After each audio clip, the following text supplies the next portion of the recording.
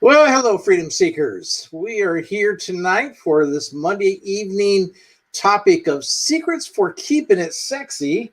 And I couldn't possibly do that on my own. So I have my lovely, beautiful cat with me here. Thank you very much. It's fun to be here. Hello, everyone. And so we're going to just chat a little bit between us. And after about 5 minutes, then we actually get into the topic. I hope you're looking forward to this topic because it's something that we started talking about, I don't know, maybe 2 months ago, a month and a half, 2 months. The time goes so fast these days. It's going incredibly fast. I mean, can you believe it's almost April? No. You know, where is 2021 going? I mean, really, we thought, 2020 was a long year, but really for us, it was very, very quick. It was. And this year seems to be going even faster. Which, I'm kind of excited about because, we are taking a very conservative approach to this whole COVID thing. We just, our belief is that we do not care to be vaccinated at this point. The jury's still out. And as far as how we, feel that the long-term impact could be on our health. And we don't want to rush out there and do something that could impact our health negatively anytime in the long term. I mean, I've talked to people, they had like, a day or two or even a couple of days of really bad flu-like symptoms. But we don't care so much about that so much as we do. I want to live until I'm 120 years old. And if I'm going to do that, then I need to make sure that I don't put too much stuff in my body, particularly straight to the blood, that's going to mess me up in the long term, and I want to take, when she's 100 years old, one of the things that we're doing when to keep it sexy, when she turns 100 years old, I have promised her I'm going to take her to New York Times Square and I'm going to strip her butt down naked and I'm going to spank her naked 100 times in New York Times Square. I don't know if they'll throw me in jail for that or not, but maybe we'll come see my old ass. And let's see, how many years is that? Let's see, you're 51. Yeah, so 49 years. That's 49 years from now. And so, wow, can you imagine how different the world will be in 49 years? It's going to be incredibly different. I mean, that's more than your whole adult life so far. Yeah, that's true. And just think of how the world is going to change in that time. I'm excited, and we're going to be big catalysts for that change, which is why we're here. We tonight. Are, yes. And that's the thing that really drives us every single week, because we really work hard and right now putting in more hours than what we'd like to put in. But, we got some big objectives to meet. And what really drives us is that we don't want to play small. We want to play big, and we want to make a big impact in this world for ethical and consensual non-monogamous life. People who choose to live the life like we do, we're not in the closet, but we know that the majority of people that we know are in the closet. And in the United States, there are 12 to 15 million of us, with probably 98% of us in the closet. I would say so. And that's just, to me, that's just, that's, I have conversations with people who are non-monogamous and it's like, well, no, it's just nobody else's business, but the thing is that there's 12 to 15 million of us in the United States. And yet people every day I see posts online about, well, gee, I sure wish, that you were here, you lived here, and things of that nature. And it's like, there's an abundance of us out there, but we make it hard for us to connect and find each other because we can't be out of the closet. That's right. And that's one of our big objectives with Non-Monogamous Lifestyles Association is over the next several years, we are going to be moving forward to really bring awareness and acceptance of ECNM lifestyles out into the mainstream. And that's what drives us. And so, it's going to be an exciting time in the rest of this decade until we get to year 2030. But then beyond that, and it's just seen all the changes that are happening in our world. Yeah. This whole process of going online. We all thought we were online already, but then COVID hit, Yeah. and the changes are still, like the dominoes are still falling. They're going to keep changing. They are going to keep changing and changing for the best. So let's talk then about this tonight's topic: secrets for keeping it sexy. Woo! And you see, because this is something that is important to us, because we've been together now for a little over 7 years. Yeah. And it wasn't sex that brought us together. Oh. And in fact, when we first got together, we were going to try to make it 6 months, I think it was, and without having sex, because she was in a committed relationship with a couple, and I was in a committed relationship, and so like it wasn't like that we were hard up for sex and needed to go run out and have sex right away, and so we were going to just take our time, so that we made sure that all of our other people involved with us were all comfortable with everything and things of that nature. And we didn't make it 6 weeks. We didn't make it 3 weeks. It was right about 3 weeks. I think it was 3.5 weeks. But and even in this, maybe because we're making this video tonight, or maybe it would have happened anyway, but this is a regular ongoing conversation for us, is how what things that we need to do to keep ourselves sexy. Yeah. And so that we're sexy for each other. And for other people too. And I didn't even put this in the slides, but here I guess I'll throw in right before we get started in with the slides that we'll be sharing about our secrets, and I'll throw in there about one thing that we do is that just for us, our preference is that genital hair is shaved. And so we a couple times a week we shave individually. My girlfriend, when she comes over, I usually have my time every Thursday afternoon with my girlfriend, and her husband shaves her before she comes over, which is just like the most wonderful thing. A man shaving his wife to go and have sex with another man, or in this case, this week, she's going to be having sex with 2 other men, because I have a friend coming to join us. Oh, fabulous. And we're working the way up. I had the first threesome with her about a month ago, and she'd never had a threesome before, and now we're going to work our way up to foursomes, fivesomes, and just have lots of fun with her. Nice. But that's certainly one of the things for me. My own secret for keeping it sexy is I want to feel sexy. And I didn't put this in the slides. I didn't think about it at first, but you want to feel sexy. So ask yourself. For me, it is shaving my genital hair. And for some reason, for a long time, that has really been something that just makes me feel sexy. And so I don't know what it is for you, but that would be a little bonus secret, is do something for you. Figure it out. What makes you feel sexy? Yeah, maybe it's clothes or lingerie, or maybe some body paint. We were in the kitchen this morning, I think it was, and there was music playing in the kitchen, and Kat just started to it was after we had sex, wasn't it? So it wasn't this morning, it was this afternoon. It was this afternoon. And so it was after we had sex, and she was just feeling good, and so she was just like grooving to the music, but that's another one of those things that she was just feeling sexy and wanted to keep that vibe going. That's right. And so things like that really can make a difference. But let's go ahead and get on with tonight's discussion and the points that we have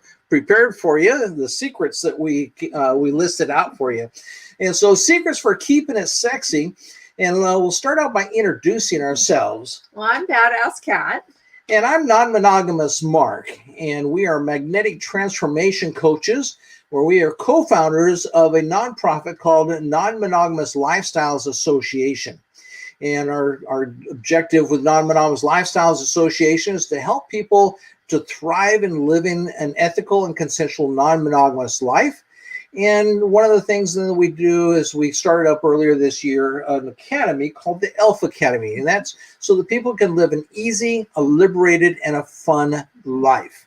And because I found that when I became non-monogamous 15 years ago in the 1st of May. Nice. And when I became non-monogamous, my first wife and I, my late first wife, she's deceased now, but she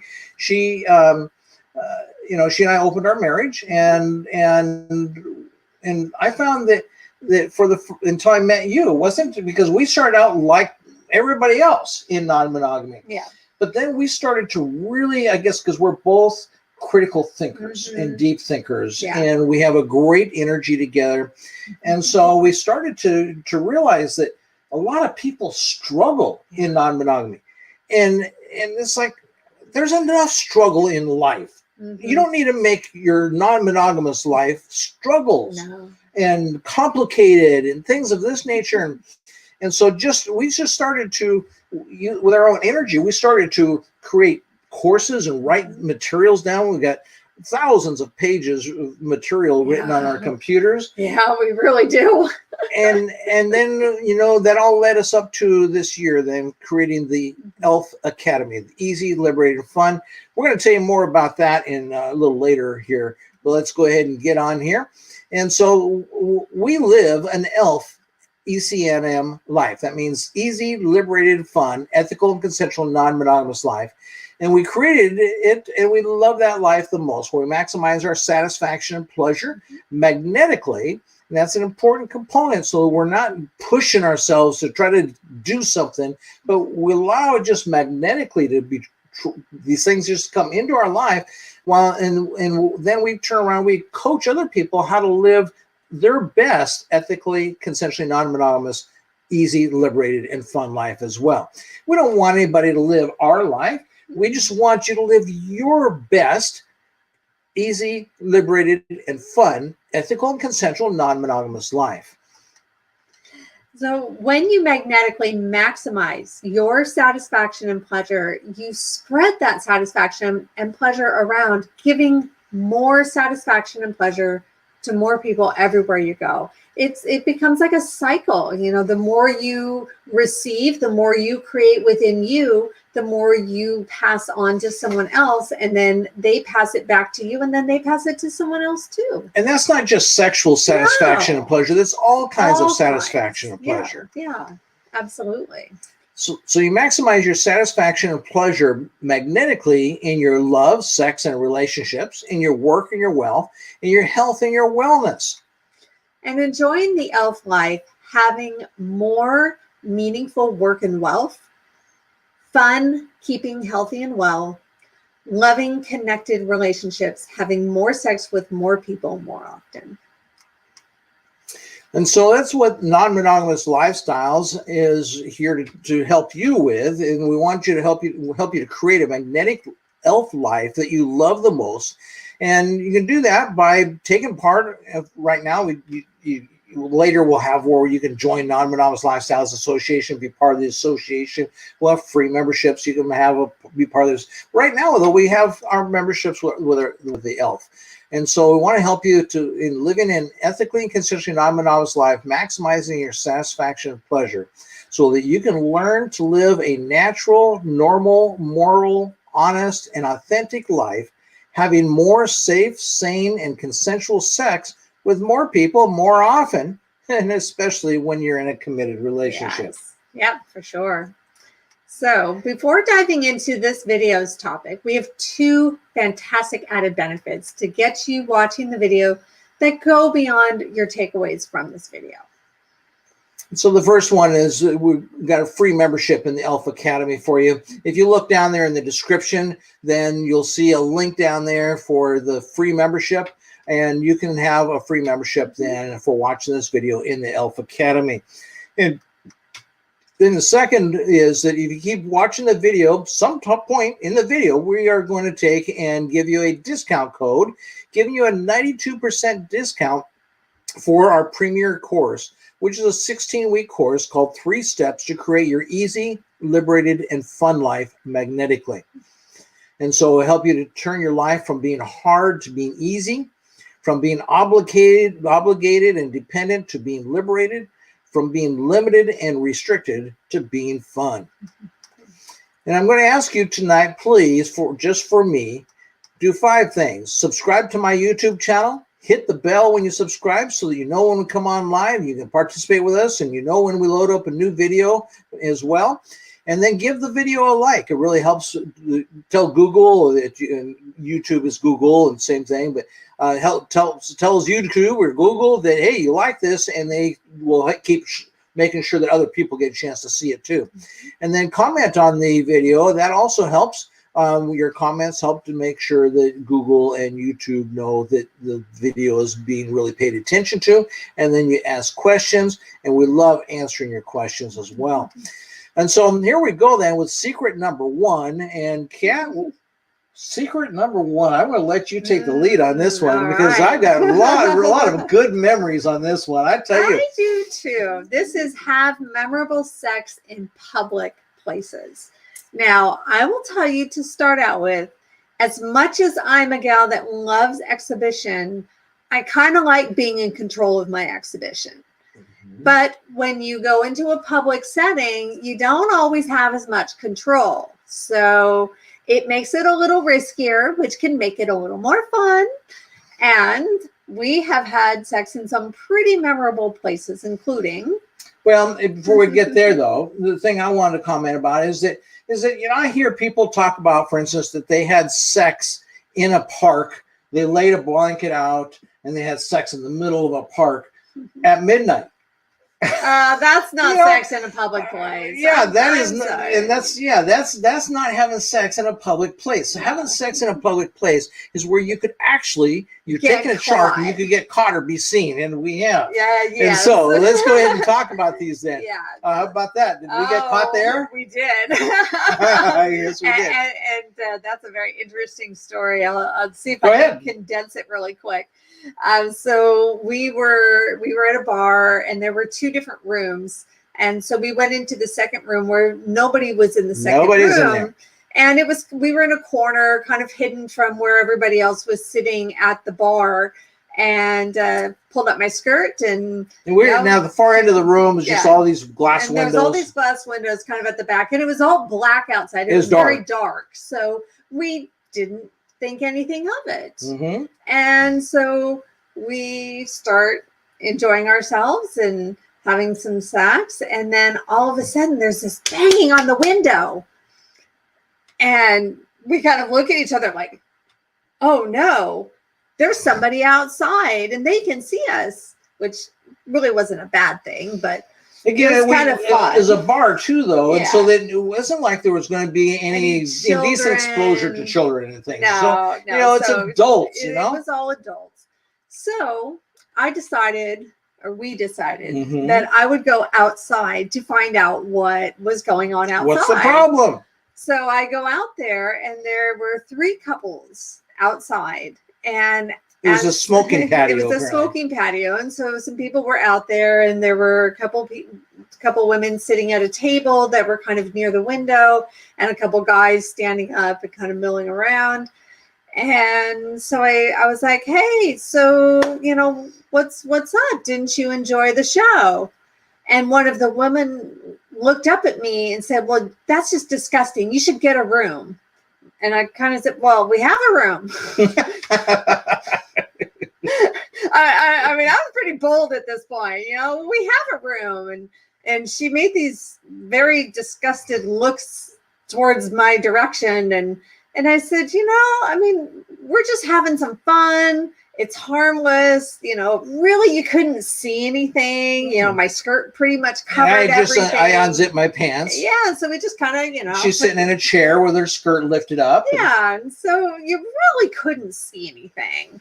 you knew what was going on. You knew, but yeah. Because the emotions and everything. Yeah. And that was the issue, because the guys out the there. guys were enjoying it, but the women were not happy that the men were enjoying this public display of sex. Because the men had diverted their attention from the ladies that were out there, and we caught their attention. The ladies got jealous. Yeah, that's really what it turned out to be. So I made some comment of, anyone who wants to come join us, and again got some really disgusted looks from the ladies.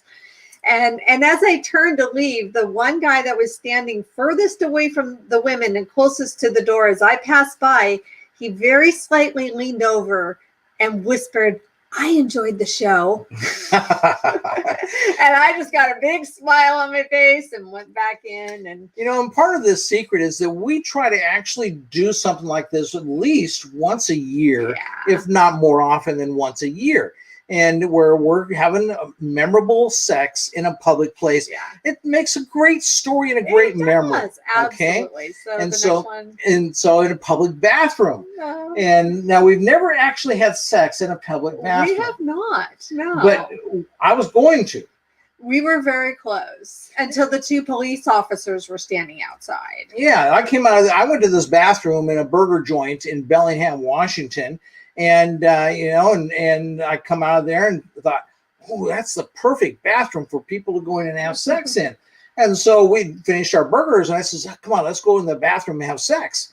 And so I went to go ahead and take her there. The line for the ordering your burgers at this place kind of goes past the bathroom. Yeah. And so the line then, there was a few people in it, and there happened to have been two cops right there at the door of the bathroom. And so, of course, then I'm like, no, we're not going to do this. There's cops right here. That's right. And so she walked a few steps away to heading towards out the door, because we're done with our burgers, right? Yeah. We didn't need to go to the bathroom. We just wanted to have sex in the bathroom. And so I said, wait a minute, Kat, wait. And I went up to the police officers and I said, excuse me, officers, can you tell me, is it against the law? Because we were visiting there in Bellingham, Washington. So we wanted to make sure. And so can you tell me, is it against the law to have sex in a public bathroom? And one of the officers just looked at him so dumbfounded that he had the balls to actually ask this question. And the other one didn't skip a beat and just looked him right in the eye and said, well, not if you don't get caught. Yeah, and how are we going to get caught? I mean, two of us go in, two of us go out. Who knows what's going on inside, as long as we're not super loud. That's right. So then we decided at that point not to. Hiking. This photograph is just one of our many opportunities that we've taken while out hiking to have sex. Yeah. Second, yeah. This one's in that was 29 Palms. So this is our second one in Joshua Tree. That's right. Yeah. And this was like about 4 years ago. That was about 4 years ago. And the last one was about a little over a year ago, and we almost got caught. Almost on that one. And because we were both totally naked. Totally naked. But we thought we were like 8 miles in on this hike. Yep. And so we didn't expect there'd be a lot of people around. And but you can't get off the trail at this particular area of the desert out there, because it's a very sensitive, protective area, and we really respect those things. And so we just got off the we were right on the trail, and we just got naked, and got naked, and we were going out and having ourselves some fun, and then I heard some voices in the distance, and so. We decided we better hurry up and get dressed and move on down the trail. And so we barely got dressed in time. And it was a group of about 12 people, all adults. And to me now, I'm just kind of like, well, what if we had gotten caught? What if they had come upon us? Like, one of my fantasies is actually just take a whole bunch of condoms out when we go hiking. And just as we are hiking, to meet people and say, hey, I got some condoms here. Anybody want to come along and have some fun with this girl? I think that would be a great time on a hike. That would be interesting. So we'll have to see how that plays out post-COVID. That's right. So let's go then. We've got picnics here. Yeah, we've done that. And so, we've done picnics. And then the famous one that was just, this was a celebration of my 60th birthday. Yeah. And she treated me to a trip to her favorite place in the world, and that's Disneyland. I love Disneyland. And I had never had sex in Disneyland before. And so I came up with the idea, and we started thinking, well, how could we have sex in Disneyland? You know, and really not get caught, thrown out, and like barred from Disneyland for the rest of my life. Yes, and you know, cameras everywhere, and except one place. So not a bathroom. We went online. We did, and we said where to have sex in Disneyland. You know, you'd be amazed. The people will have sex in places, and then they write about it online, you know, and so you can then find out places anywhere you want to go. You know, you just say, hey, where can I have sex in McDonald's, you know, or whatever you want to do, you know, and people will tell you all the ins and outs of it. They will, and so we found out. And the one that we didn't list on here is the Mile High Club. Oh yes, that's right. So yes. that we've also done that on our way to on our flight to China. Yes. In 2019, September 2019, we went to China, and that was great. The two of us coming out of the bathroom with a couple women waiting to come in, just looked at us. Both of us walking out of the bathroom, big smiles on our face. That was fun. You know, but you know, like, so what? We're on a 10-hour flight to China. Yeah. You know, we got horny. And so, you know, it's like you create memories by having sex in public places. Yeah, absolutely. And so on to secret number 2, having extended time away from each other.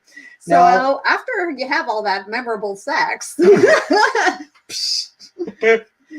you know, and we actually, part of our relationship has been having more extended time than we wanted. Than we would like. You know. But I tell you what, every time then we would get together again, boy, it has been hot. I mean, there's a lot of times, I mean, sometimes I'll fly into to like Santa Barbara, and I've flown out of also Burbank from here. LAX. Those are pretty close. Yeah. But the LAX, Los Angeles Airport, there's several ways of getting there. It's actually a little more time to take the Coast Highway 101 down there, but it is such a beautiful drive. And so, you know, but she'd come down to the airport in Los Angeles and pick me up, and we'd have been away from each other for a while. A month or two. And we had one time we stopped and had sex at a campground. We had sex at a campground. You know, we weren't going to wait until we got home. Garage. We've had sex in a parking garage. We had sex in a parking lot. That's right. At the marina. Yeah. And we've had sex in the car. You know, and when she's driving, I've had a lot of sex with her while she's driving. Yes. Yeah. Hit the cruise control and just, you know.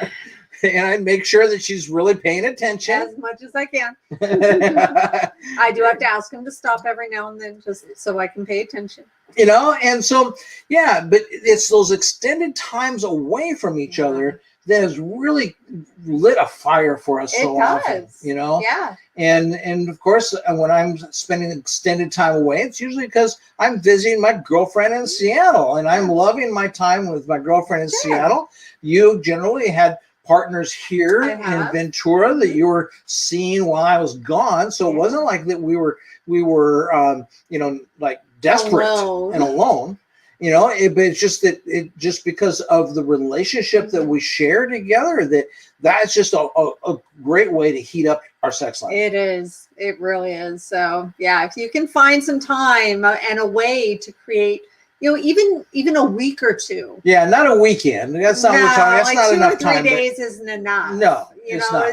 At least 7 to 10 days. You'll know if it's long enough if you really have a lot of fire and flames going when you come back together. You know, I mean, if you just have like amazing sex, otherwise, you know, it's like, okay, I need to go ahead and be gone a little longer next time. Yes. And then we'll come back together and you're just going to have just the most amazing sex. Yeah. Yeah. Okay. For sure.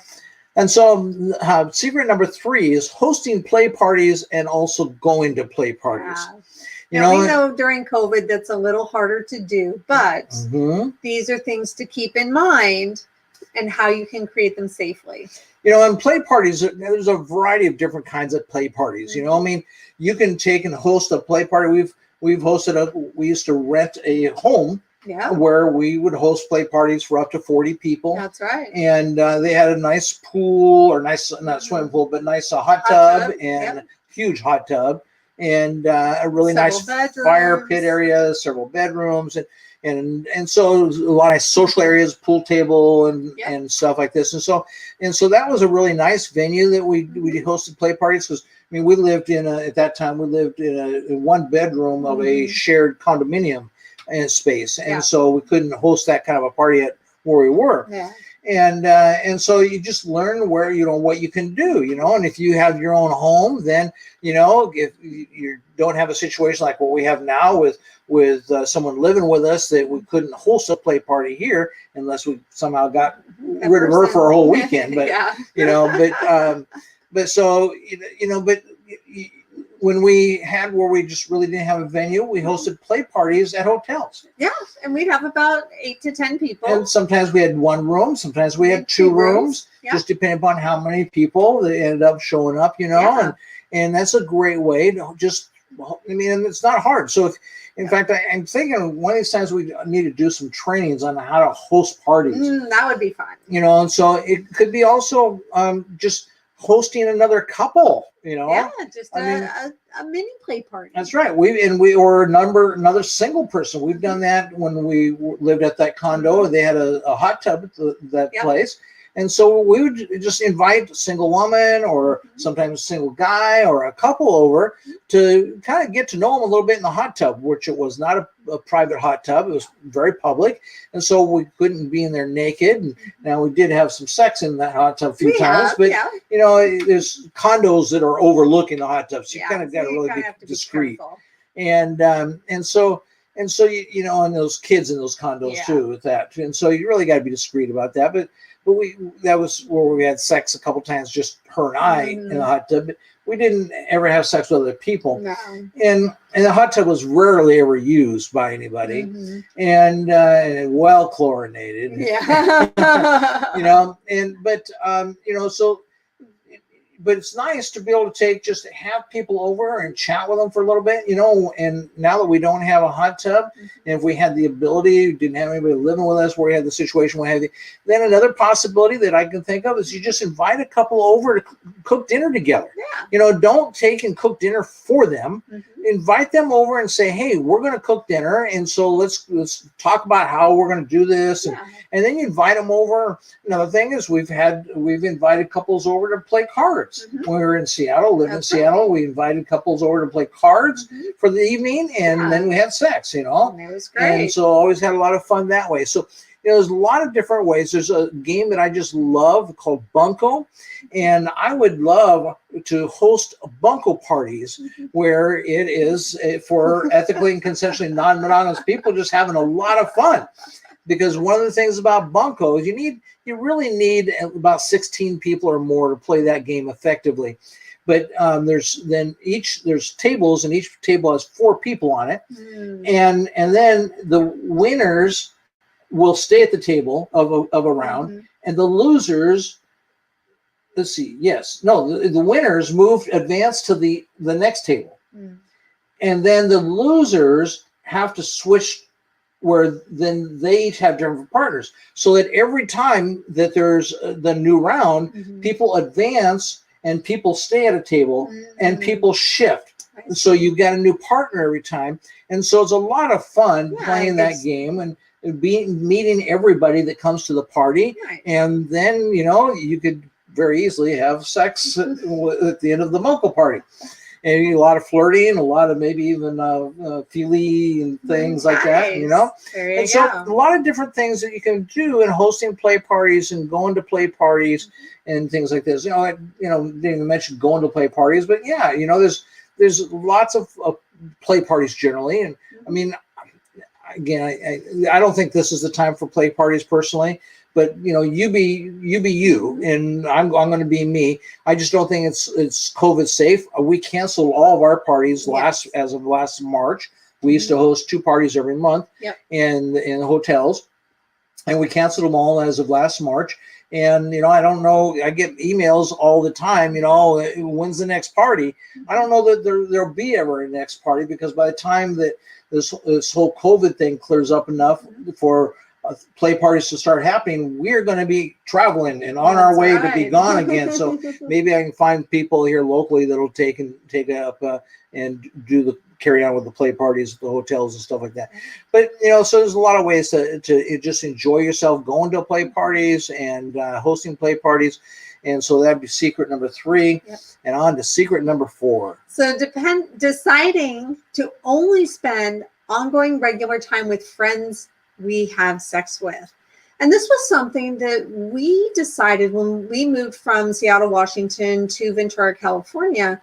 We made the decision that we were going to find friends that we could have sex with. And these would be the friends that we would spend the most time with, because our time is really limited. We're both entrepreneurs, and we have a lot of hours that we put into the work that we do, the creating that we do. Plus we have time for each other. We have our time apart when he's visiting his other partners, and I have my daughter, and there's other relationships that we have. And then there's life, all of the other pieces of life. And so our time can be very limited for what we really want to do with an extended group of friends. Yeah, a year only has 12 months. Only has 12 months, 52 weeks, and they go by so fast. Yeah. So how many people are you going to be able to take? And particularly if you're going out playing golf with a bunch of people that you don't play with, and you're hiking with people you don't play with, to yoga classes and all these kinds of things. So it's and those activities, there's nothing wrong with enjoying and doing those activities. Just that if you're going to pair up with people and meet friends with people, that you then go maybe have a drink with afterwards or something, I mean, why not really look for people that you can have fun with and have sex with? To have as friends. Because then even if you only end up having sex with a couple times a month with people besides your partners, but it all contributes to living your sexy life. Absolutely. And it continues to keep it that easy, liberated fun. Absolutely. Yeah. The secret number 5 is liberating yourself from the ways of monogamy. Now, for this, I want to mention this video that I made a couple weeks ago. I didn't do it on a Monday night. I did it during the week and on a weekday. And so, and it's called something about 2 different relationship structures, monogamy and non-monogamy. And I highly encourage you to go in and look that video up and watch that. Sit down with your partner. And a single person, if you're single, I encourage you to sit down and watch that every time you start getting serious with someone, to make sure that person is kind of like on, understanding this stuff. And then the other video that I would say to also, if you're single, having someone sit down and watch with you, then would be about sexual liberation. The video on sex, the meaning of sexual liberation. So you want to make sure that you get into these relationships with people that really allow you to liberate yourself from monogamy. But we don't do this often enough. I mean, we have a dear friend that it seems like he just constantly gets, drug into these relationships that end up being monogamous, And you've got to make a commitment that, no, I'm not doing non-monogamy, and you can. I'm doing non-monogamy. Yes, I'm doing non-monogamy. I'm not doing monogamy. There you go. And you can bring people into your relationship style with you. That's what I've done oftentimes. My girlfriend in Seattle, she had never heard of non-monogamy before, or ethical and consensual non-monogamy. She kind of heard about swinging, and but had a neighbor that was a swinger. And but didn't really have any experience or anything, but and then she meets me, and so you want to take and liberate yourself. And some tips on how to liberate yourself is you can have sex with friends, have lovers. You know, I mean, I have my girlfriend here that I really enjoy spending every Thursday with, and she comes over in the afternoon when Kat's at work, you know, and Kat sends me a little text in the morning that says, "Have fun today." Yeah, I love it, and I know it makes him happy. And now, before COVID, Kat had some lovers, and that's kind of cooled off with COVID because they did not keep the same level of standards that we keep. But you know, we've recently met a gentleman that, you know, he's very interested in having a relationship with Kat, and so I think that they may be very soon going off to having their first date, and their first date is going to do what? Get our STI tests. And that exciting date. That was what I suggested to him. And I love that because number one, you know, here my husband can say, "Oh, here, have a date with this man and get your STI test done." And this is a gal who's pretty experienced in quite a few things, and he actually found another first for me. I've never had a first date be to go get my STI test with somebody. So that's exciting. You know, and another thing about liberating yourself from monogamy is allow yourself to have fuck buddies. Yeah.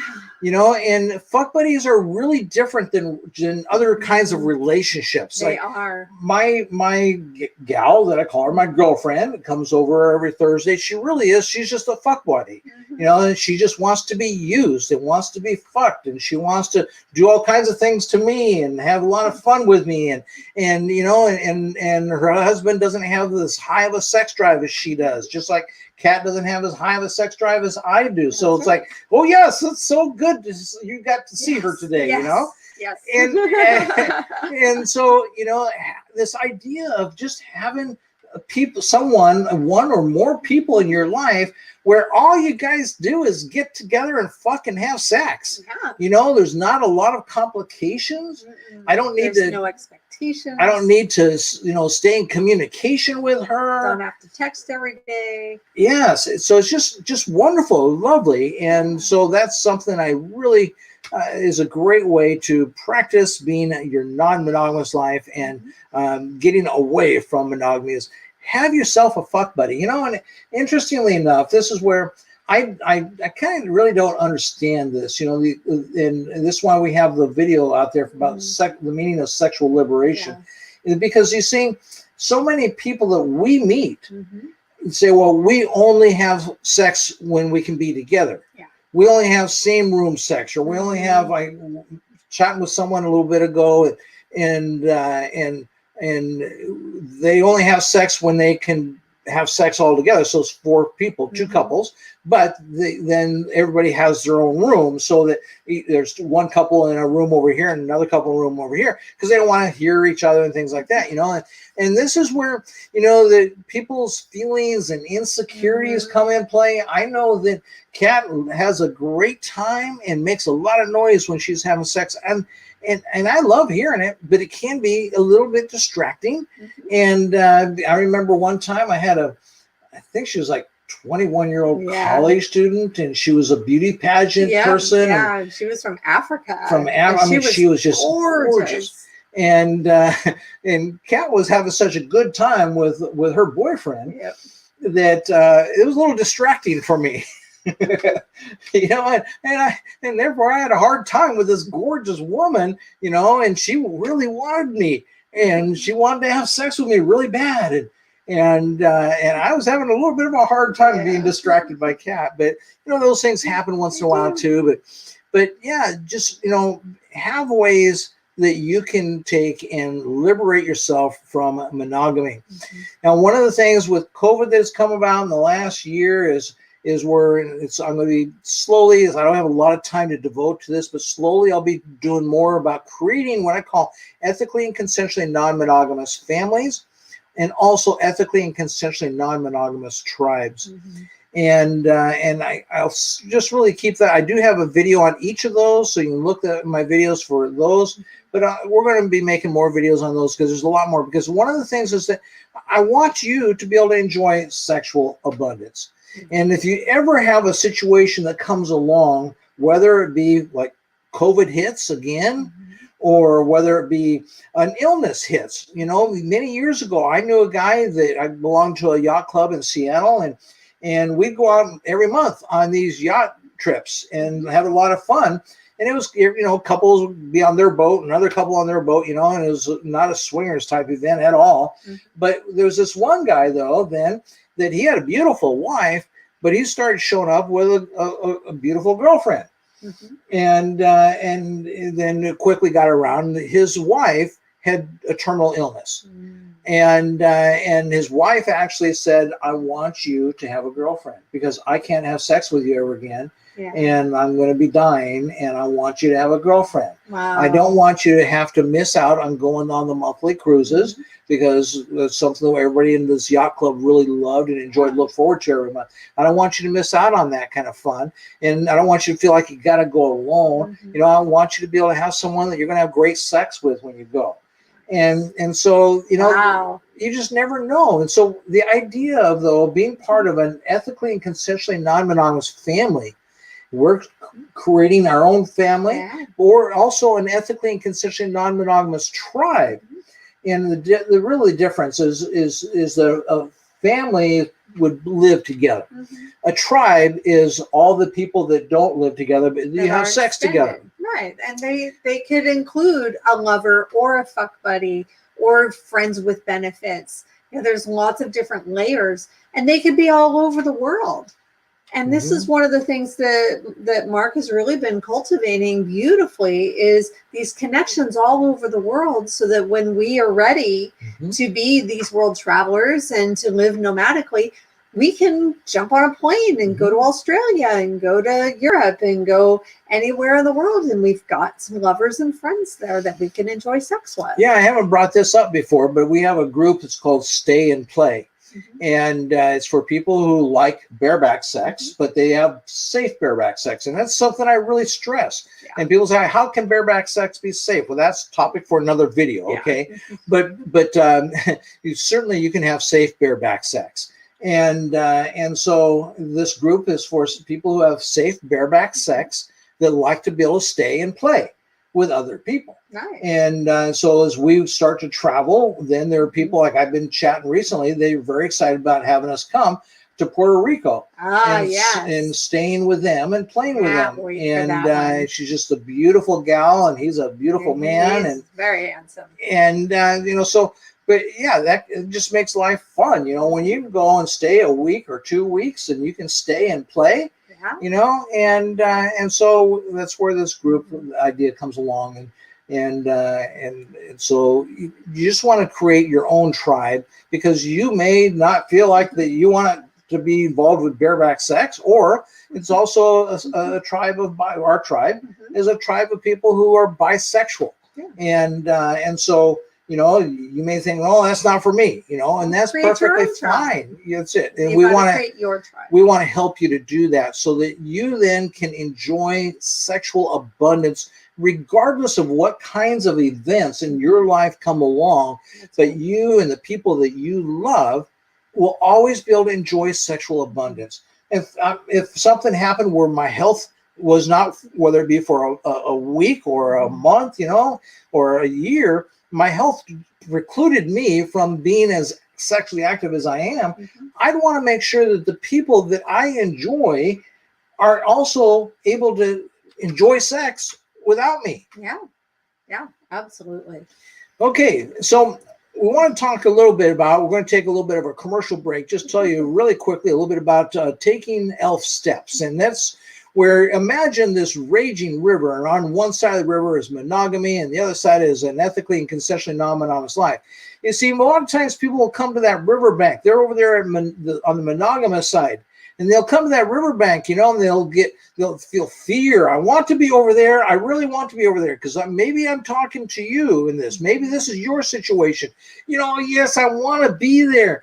You know, it's too big of a jump. You can't just leap across that river. You'll probably, you know, get yourself in a lot of trouble, you know. And so, you know, the thing is that the way that we do it and help you to do it with ease, as living an easy, liberated, and fun life, is you take the ELF steps. And so maybe you go up the riverbank a little ways and you find the river calms out, and you got this beautiful area where there's even some stepping stones across the river. And so you can take some elf steps to get across the other side of the river to start living your ethical and consensual non-monogamous life. But maybe, you're someone that likes a little more adventure. And so you'd rather take and do a kayak, a rough water kayak trip type thing. And that's perfectly right too, because there's all kinds of different steps and different ways to get to the other side of the river. And I kind of like this idea where you get in a whole boat of people, and have it bring all your friends and lovers. That's right. Make it a team thing. But the thing is, you all want to get to the other side of the river and get away from monogamy and start living an ethically and consensually non-monogamous life. And of course, then a lot of people will find, walking up the riverbank, they'll find that there's a bridge there, Or they build a bridge. And so that's fine too, take the bridge across, that's perfectly fine. And then there are people that have a pilot's license and they say, I'm just going to go fly over. And that's a great way too. So many different ways to get across to the other side. But the point is to get to the other side. Now, what I hear and see happening all too often is that people go and they cross from the side of monogamy to ethical and consensual non-monogamy. It's like taking that little bridge across. Yeah. And then they get to the other side, but see, they're afraid that somebody else on the other side is going to see them over there on this side. Yeah. And so they don't want to be seen over there as living an ethically and consensually non-monogamous life. And so they get back across that river as fast as they can. Yeah. Or they kind of go back and forth. Yeah. And there's a lot of people we know. And this is where, Mark said in the beginning, there's 12 to 15 million of us that are mostly in the closet.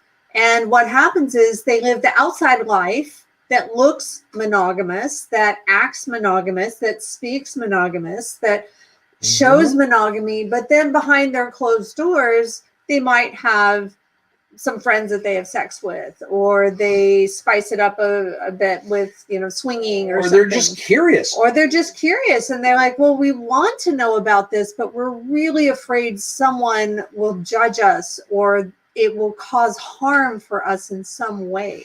How often do we get into conversations with people that are just strangers? Yeah. And they find out because we just tell people we're very open. In fact, the way I usually bring it up is that we're standing there or we are sitting there, and I'll say something about, well, my girlfriend in Seattle, and I'll be holding her hand, my girlfriend in Seattle, and so they, what was the last time I did that? We were in Palm Springs. Oh, Palm Springs at the hot tub, Yeah. And the first time I went right past people's heads, they just thought I was just joking.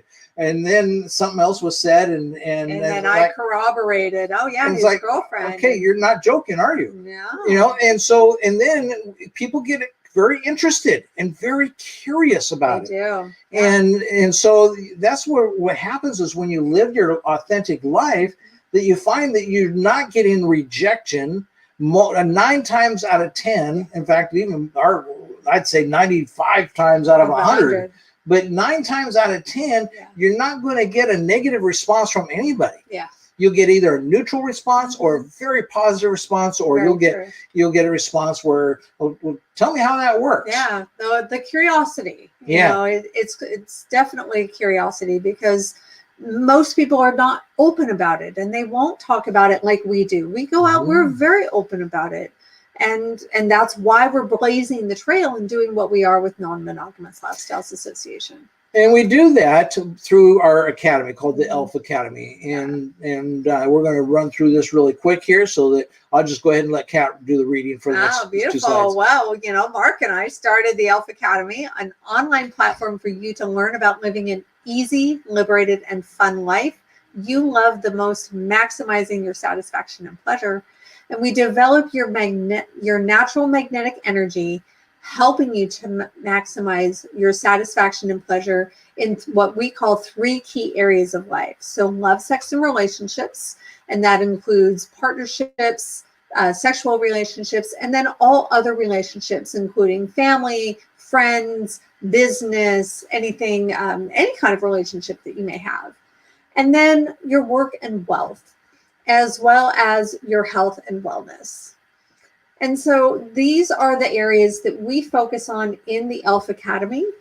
We have a free section, and then we have other aspects that are there to support you as well. So our mission is to help you magnetically transform your life, so you create the ELF ECNM life you love the most, maximizing your satisfaction and pleasure. And we do this in a way where we really guide you. You know, we have been doing this stuff on our own for years, Mark before me, and then he's been my best teacher of how to live this kind of life. But to be honest, we didn't have a structure. We didn't have coaches. We didn't have the support or the community to really help us along with this. And that's why we want to bring this to you, because it took us years to figure all this out. And now we can help you do it very, very quickly. So do you have a community yourself that encourages each other, the members of your community? Do they encourage each other to do what treats you best, living where life treats you best, with people who bring out the best in you, so you live your best authentic life, not being stuck where you are treated anyway that is less than the best? You know, I know the community that I always had before, and even my non-monogamous community, that did not describe them, you know? And so it's kind of like, well, you know, we all want to huddle up here in this pot of negativity and loneliness and despair and sharing our problems and, you know, and so you want to be part of a community that's going to help you to live your best life and go where you are going to be able to live that life and do the things that are going to help you to live that life. And ultimately having more safe, sane, and consensual sex more often with more people living a life of sexual abundance instead of staying on the path of sexual scarcity and even boredom. But here's the discount code. And so this has been our little commercial for the ELF Academy, and you can go and look down there in the description and you'll see the link to get your free membership in the ELF Academy or find out more about that. But then also you'll see a link to our premier course. And so you just remember this code. It's all caps, discount, and then the number is 92. And so that's all together, no spaces. And you enter that discount code, and that'll give you a 92% discount on that course. That course, really, I have to say, it is comprehensive. Yes, it's amazing how much material that we go through. Yeah. So it really gives you a lot for your money, and it's well worth it. And you also get the free ELF Academy along with it. Okay, so on to secret number 6 is having authentic communication. And this kind of communication is what I call total, full, and complete communication, where you don't have any fears and you don't have secrets or hidden desires or agendas that you need to keep from each other. You know, and an interesting thing there is that when we first got together, is that I just decided, because she asked me a question about what my kinks were, and I just decided, you know, I'm tired of not being fully authentic. And so if what I have kinks on, I'm gonna just come out with my darkest and deepest kinks, and by doing that, if it scares her away, then, you know, so be it. So be it. And because that's the way that we'll find the best matches for ourselves. That's right. And by my doing that, that blew the doors open on our communication. It really does. Because when I was able to then to tell her those things, she then later, it took her a while yet, maybe a month or two, where she then says, you know, I bet I could, because boy, I've never been able to talk about anybody with these things. And most of the time I just try not to think about these things myself. My own kinks are so dark and taboo that by golly, maybe I can chat with him about it. And so she opened up with me about it. And interestingly enough, and this is how the energy in your life works, and creating our magnetic lives, where we then magnetically pull people to us, so that what happens is that like the boyfriends that you've had, they've all been into the kinds of kinks that you're into and we're into. Yeah, yeah. And it makes great sex when the two of you can get together and just explore these kinks in fantasy and play, role play, and things like that nature, and it just creates wonderful times. But and that's the thing about non-monogamy as well, is that there are things that she enjoys that I just maybe eventually I'll grow into it or something, but maybe not. But that doesn't matter, because we enjoy what we connect, the way that we connect together. I mean, it's absolutely wonderful. We had a great time this afternoon, and we just said that, wow, we're going to have to. She normally works Mondays, and but she had today off, but she normally gets home like about 2:00 or something like that, and we said, well, we're going to have to go ahead and have more 2:00 sex, We're just going to have to do it now, because it's just such a wonderful, juicy time. And so our sex life is wonderful, and it takes its dips once in a while, and then we talk about it, and this is where the authentic communication comes in. Is that you just start talking about it, and you start talking about what you want to create. We had this conversation like a week ago. And that I don't want to talk about like how things have changed since we first got together 7 years ago. I says I don't want to talk about how things have changed, because that puts the focus on what's past. You see, and what you feed is what you're going to take and grow, and that creates basically a structure. It's called a problem structure, and I don't want to create problems, and that's what that would create, is problems when we focus on things from the past. But instead, then we said, well, let's talk about, because she made the comment. She says, there's some things that she kind of misses from the past, and I says, okay, well, let's not focus on the past. Let's figure out what it is that we want to create in the future, where we're going to go to. And so that's the process of communication here. Then you start talking about and feed your energy to the juiciness that you want to create. And also really staying present. The past is the past. It's not here. It's done. And we want to really be in the moment. And from the moment, you want to create your future. And so all of these components are really important. You can have total, full, complete, I call unfettered communication. That you're not afraid. What is she going to think? And anything like that. Judge me. Yes. And then you don't have any secrets or hidden desires, because you just are going to take and share it all. You're going to bear it all. And it's what I call naked living. Been living this way for quite a while myself. And I call it just naked living. It's yes, I love to be naked without clothes, but it's being naked to your core, to your inner being. So that's your communication, having a naked brain, a naked heart, and just a naked being. And that's the way we're brought into this world. And so secret number 7 is enjoy watching and being watched. As we said earlier, and I think you do too, enjoy exhibition and enjoy being watched. And we certainly have spiced up our life many times in venues where we can be watched and we can be observed, and we can tantalize other people and entertain other people and get. Believe me, we're entertaining. When we are very entertaining. When we've got an audience watching us have sex, we are entertaining. Very entertaining.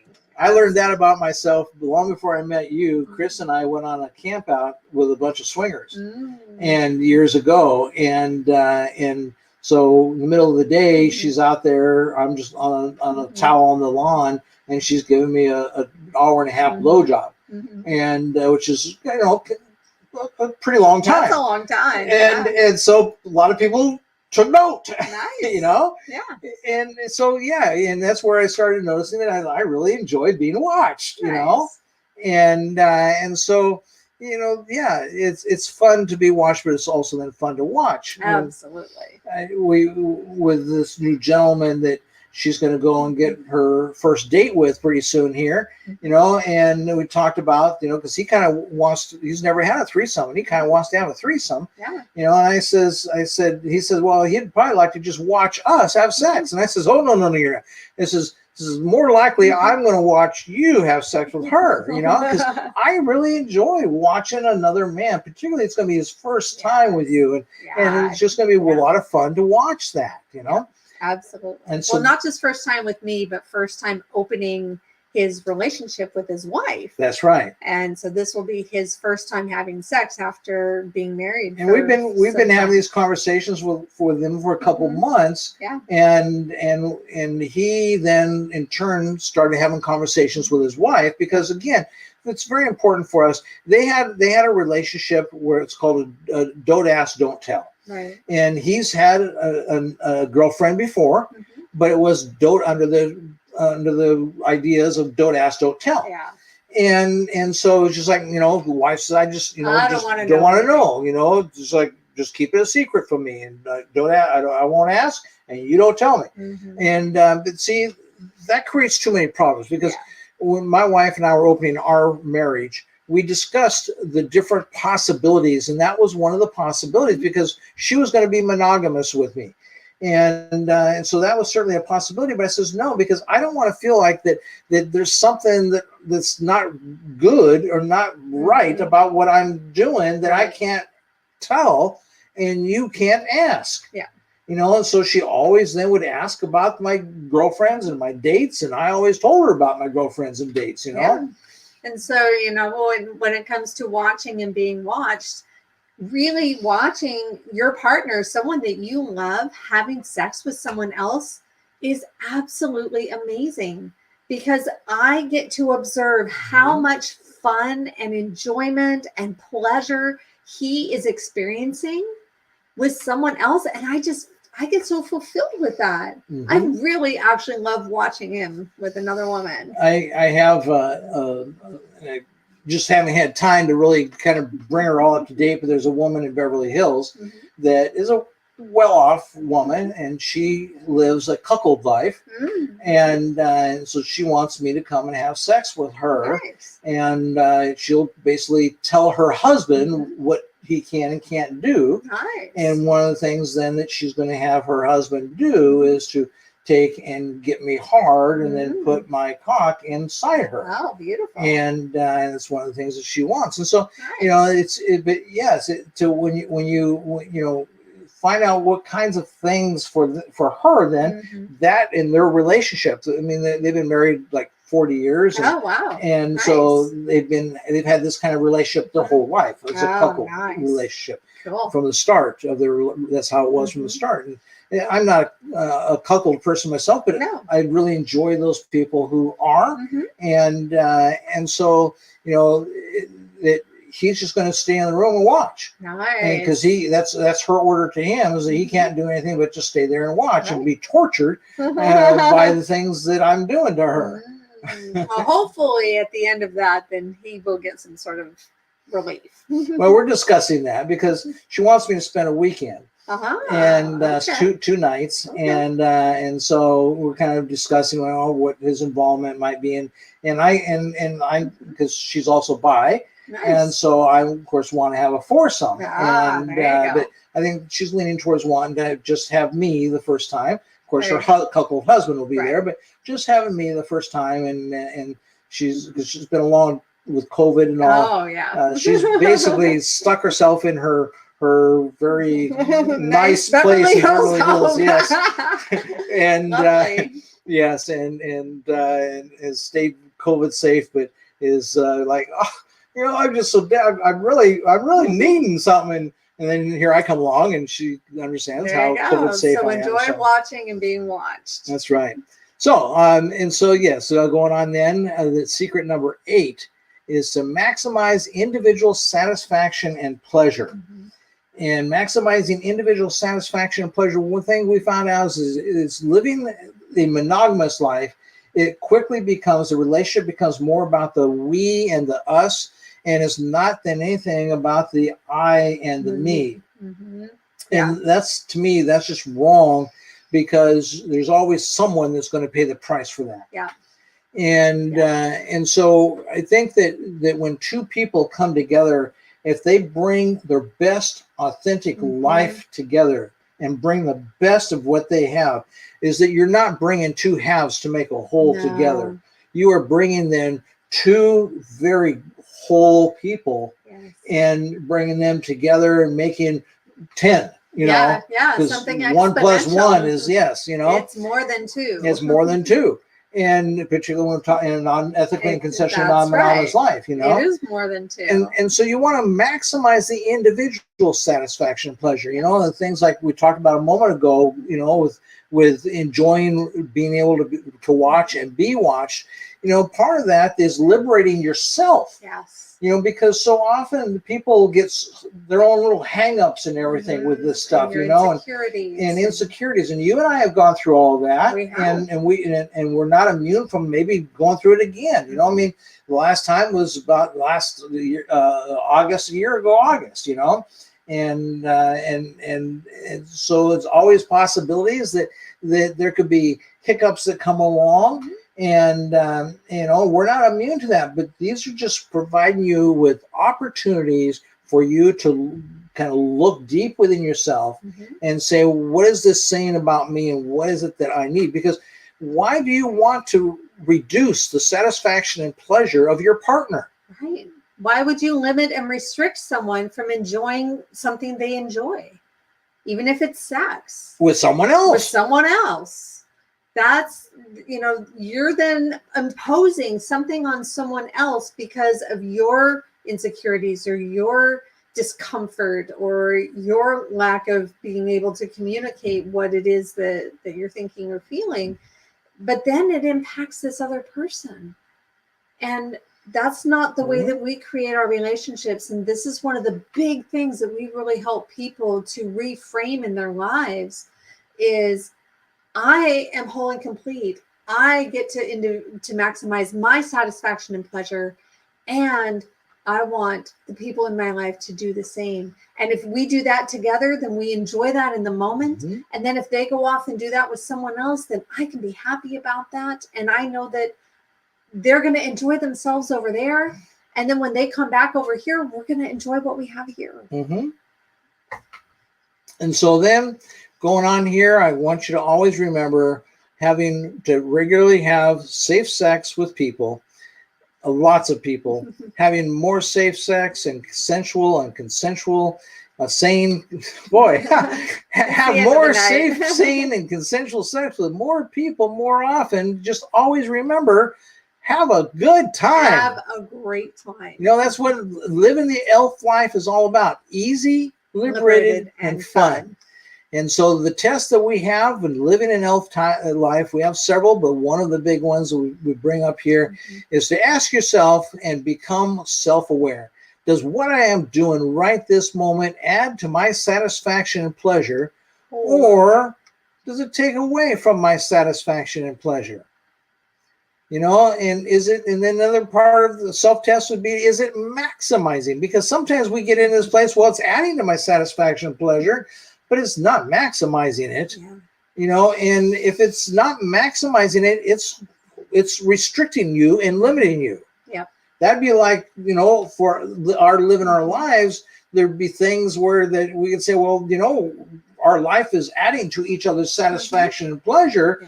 But, if I'm not able then to always enjoy the life that I want and having sex with other women, then that wouldn't maximize it. No.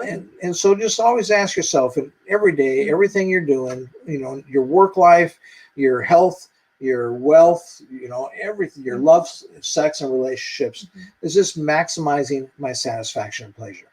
And so please, for me, remember to subscribe, hit the bell, give the video a like, comment, and ask questions. Thanks a lot, folks. That's it for tonight. We'll see you back next Monday night. And let's just go ahead and flip real quick to the questions, make sure if there's any comments. And so if you Looks do like have we're any, good now. yep, if you do have any questions, then feel free to always ask questions. We'll be happy to address them. Thanks for spending the time here with us, and enjoy the rest of your week. See you later.